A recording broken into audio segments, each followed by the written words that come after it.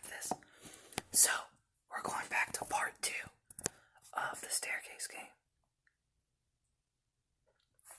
So, staircase 2. As we walked down the second staircase, the same darkness full of lively bird songs surrounded us again. The bird song sounded even more wildly out of place than before. I wanted badly to talk about what I had just seen, the shapes that had been so beautiful and horrible at the same time, but I couldn't say anything aloud while on the stairs, not without breaking one of the rules of the game, of the staircase game, excuse me. So, to distract myself, hang on. There we go. Now I don't have to hold it anymore. Wait, is it playing? Please don't fall. Okay, it's not falling. Okay. So, where was I? Okay.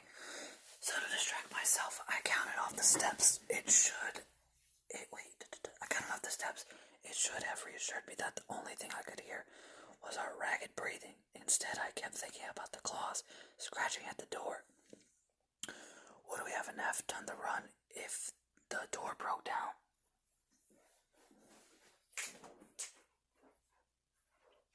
Sorry, hang on.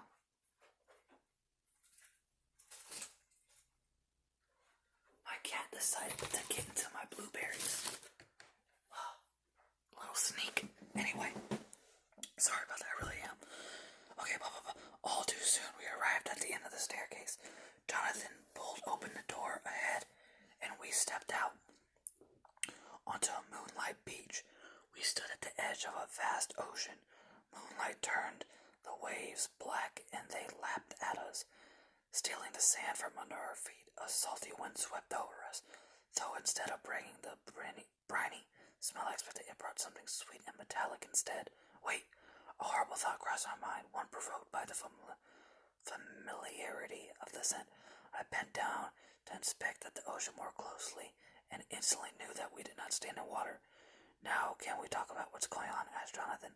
I need to throw up, I replied, and stumbled away from the sea of blood around us. There were tall cliffs set further back on the beach. They reminded me of the white cliffs of Dover, not just because of their beauty, but because of the sense of history they held. These cliffs had stood here on the beach for 500 billion years already, and will continue to do so for another 500 billion years. No matter what else happened, staring at those cliffs, I somehow knew that great and terrible wars had been fought here. The blood of slain armies had stained the ocean red, transforming it into what it now was. After emptying my stomach of everything I had eaten for lunch, breakfast, and dinner from last night, I walked back just in time to see Margot and Jonathan arguing fiercely, practically shouting in each other's faces. You need to get a grip, snapped Margot, as if Jonathan was a oh my god, what is with these long words? Was a recalcitrant toddler. We don't have time for your hysterics. I'm sorry I didn't tell you more about the game in advance. But we have to focus on finding the next staircase before we're stuck here. It's more than that, Margot. What else aren't you telling us about this game? I instinctively did what I always do, act as a peacemaker between Margot and whoever she was arguing with. Hey, stop fighting. We're all freaking out. Here, let's take a deep breath and step back. As usual, everyone ignored me. Margot looked right past me at Jonathan and said frostily, I've told you everything I know. Winning the game now is how we get back home. So can we get on with this? Jonathan gave her a disgusted look. You love this. You love the fact that we're trapped in some kind of horror movie right now. You don't actually give a fuck about going home. If it was up to you, we'd stay here forever. Jonathan turned away, waded deeper into the sea. I hurried after him. Jonathan, wait, where are you going? There's a door over there. It must lead to the next staircase, right? Said Jonathan bitterly, pointing at a seemingly empty patch of darkness. The waves hid what he pointed at, yet when I kept my eyes trained in there, in between one wave and the next, I saw the gray door. It was half submerged, only the very top of it visible. Then it was gone again, obscured from view. I had no idea how John even managed to spot it in the first place. The tide pulled me further away from the safety of the beach. Jonathan was tall enough that the water, or rather blood, only hit his thighs. Meanwhile, I was already chest deep in it. If I wanted to keep moving forward, I would have to swim, which I really didn't want to do. I imagined ducking my head under all that thick blood and being completely surrounded by it, Feeling it pressed against my face like something alive. I took one tiny step further and it stopped. Against all odds, the blood felt warm against my skin instead of cold. That was better, though, wasn't it? How much worse would it have to be to swim in cold or cooling blood? We wasted enough time, said Margot, coming to stand beside me. You know we're standing in numb blood, right? She dove in without a reply or hesitation, though I saw her grimace as the blood washed over her. I don't think I can do this, I thought, but they are already more than 20 feet ahead of me. Apparently I was the only one who had a problem diving into a literal sea of blood. I took another tiny step forward, and this time the wave lifted me right off my feet and bowled me over. The current curled around me and tugged me forward like an impatient child. I swam, doing my best not to think about what I was swimming in. It was weirdly similar to swimming in water, so I concentrated on moving forward, slicing my arms through the blood and paddling my feet, and tried not to dwell on the taste of iron in my mouth. I really didn't want to get left behind. Suddenly brushed my ankle. Seaweed, I scoffed at myself. What could live in a sea of blood? Then again, technically none of this was possible. The boat said the staircase took us to different dimensions. What if the very laws of nature differ from dimension to dimension? What if the staircase took us to a place so different from our own world that the air itself was toxic to us, or the gravity tripled and crushed us all into a pulp? Preoccupied with my thoughts, I hardly noticed something brushing against my feet again, and then what was unmistakably a hand closed around my ankles and started to drag me downwards. Stupidly, I opened my mouth to scream for help, and of course the blood filled it. I swallowed convulsively without thinking and gagged. Thank God I hardly emptied the contents of my stomach, otherwise if I had anything stop, I would have. The blood closed over me, and I couldn't see anything. I struggled to break free of the iron grip around my ankles, plummeting at whatever held my ankles. It let go of me. I swam up towards the distant moonlight, my lungs aching with the need to suck in great lungfuls of air. My head broke the surface right as I broke it. Alex, where are you? I could dimly see her and Jonathan treading water next to the half-run door. I spat out blood from my mouth. There's something in the water. A coughing fit interrupted me. It dragged me down. God, the taste of blood was awful. I swam towards them, spitting out blood. Funny to think that I had been so concerned about grossing Jonathan out earlier. Now I looked like an extra from a set of Gary. The only comfort I had was that although they hadn't dunked into the blood quite as early as me, neither Jonathan nor Margot had escaped entirely unscathed. Margot slid her hand along the door before uttering a triumphant cry and wrenching the door open.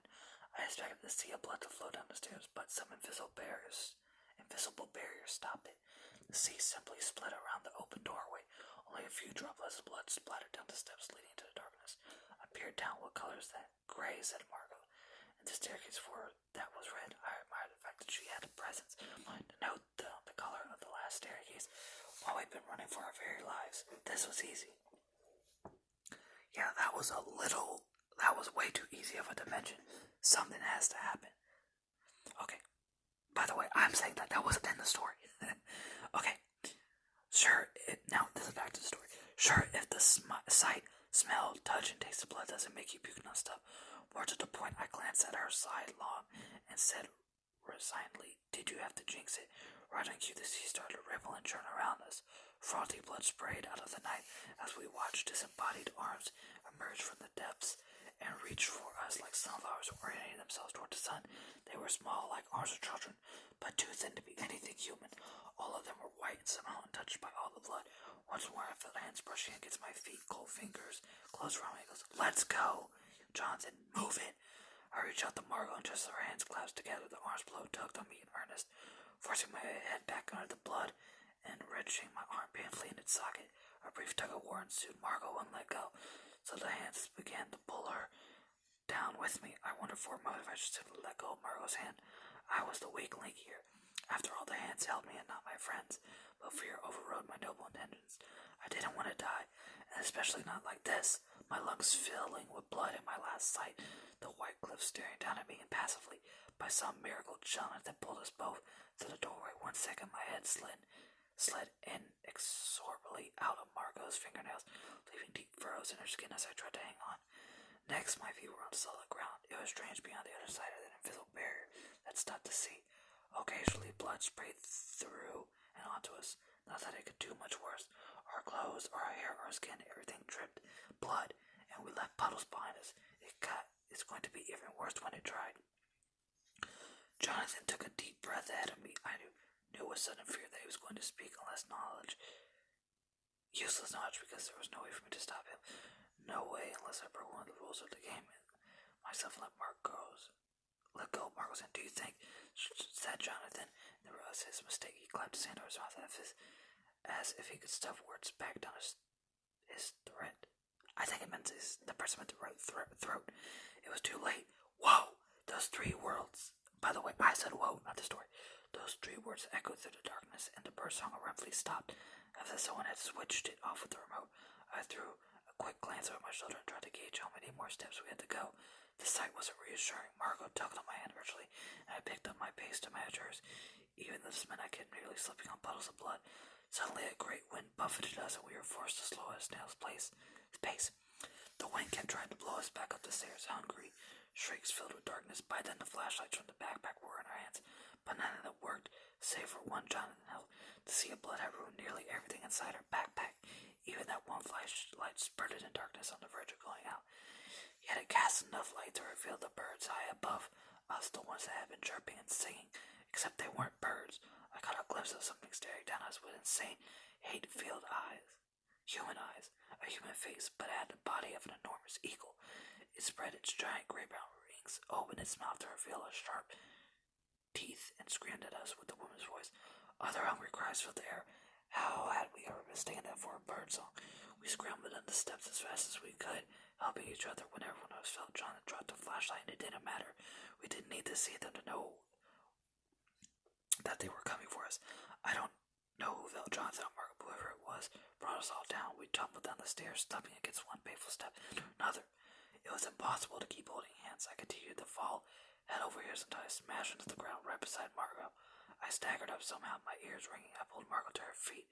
Her eyes fluttered. She was only half conscious and would have slumped right back down to the ground if I hadn't caught her at the last second. Jonathan was sitting up already, holding his left hand out in front of himself. The fall crumbled it into something broken and bleeding.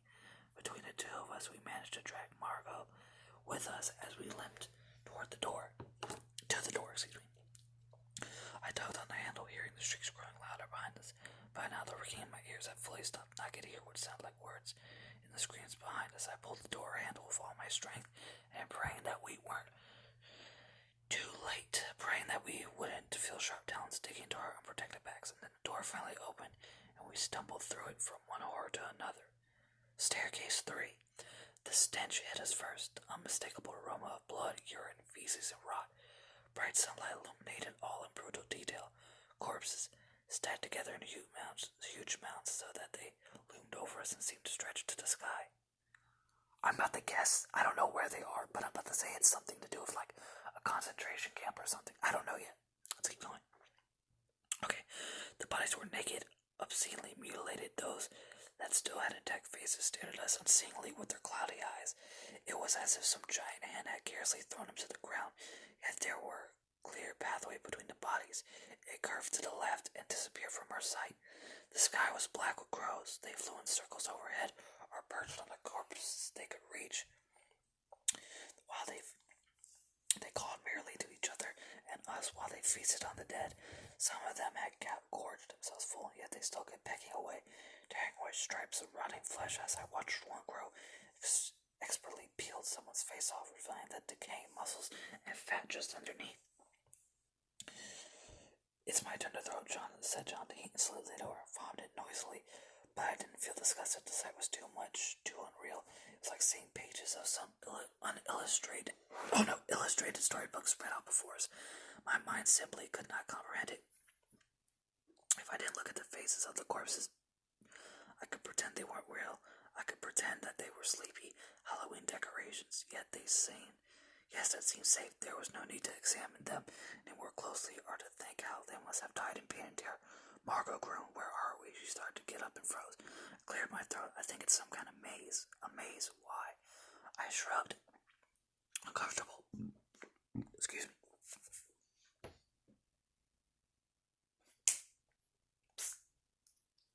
Sorry. Anyway. Wait.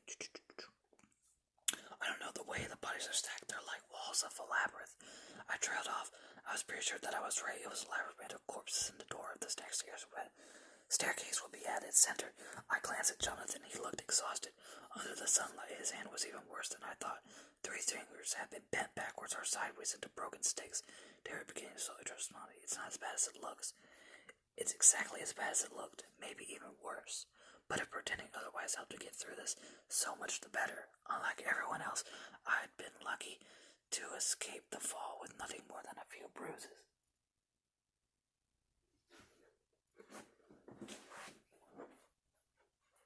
Sorry, my cat was nibbling at cords. Anyway, okay. Jonathan and Margot's injuries meant that we couldn't go as quickly as we should have, and we kept running into dead ends. I suppose we could have split up or tried to climb through the gaps in the rotten bodies, but by unspoken agreement, we stayed together on the path. None of us said anything aloud, but we all knew we were running out of time. I watched the sun tread its path across the sky, leaving behind itself flames of blazing yellow, marigold, and pale pink.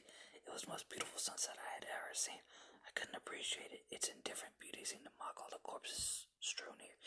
Just as the last of the sun dipped below the horizon, the corpses woke up. Oh shit. That was me, not the story. Someone whispered my name, Alexandra, in a deep, guttural voice. I looked around to see who had spoken, stared straight at the corpse on my right. I couldn't help but take several steps back, my mind reeling in horror. It said in its broken voice that came from the sky. We asked them to come down to help us. They rounded us all up and took us to their ships. They killed us, Alex.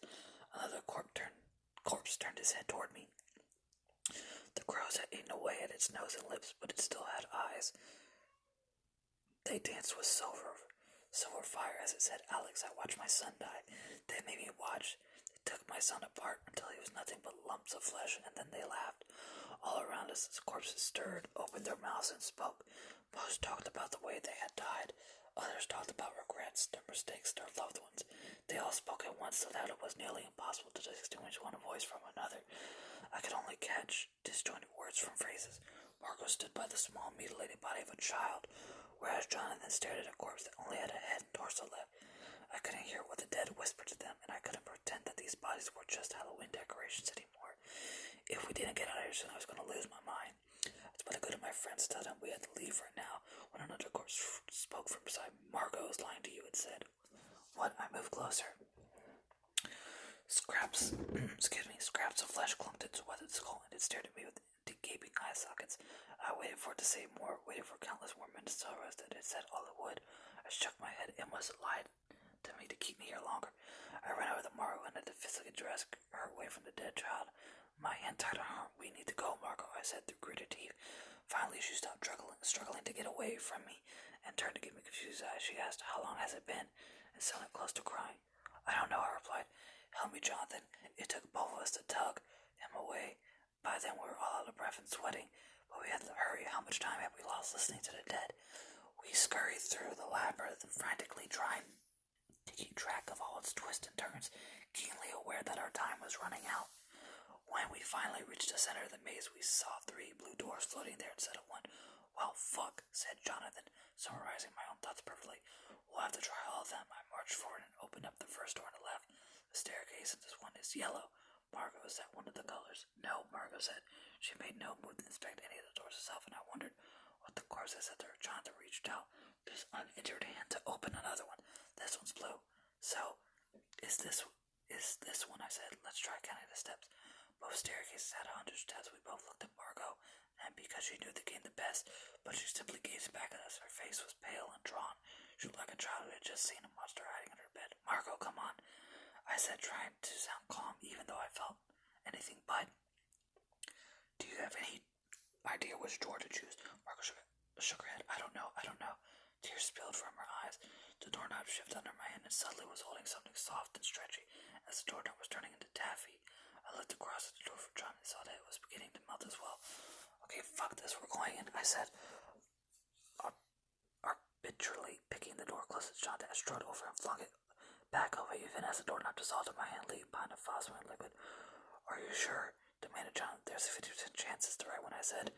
We all went inside, and as the door slammed shut behind us, closing us, that now familiar doors, I prayed that we hadn't chosen the wrong door. So, that's the second part. Part 2. And I'll get part 3 up soon.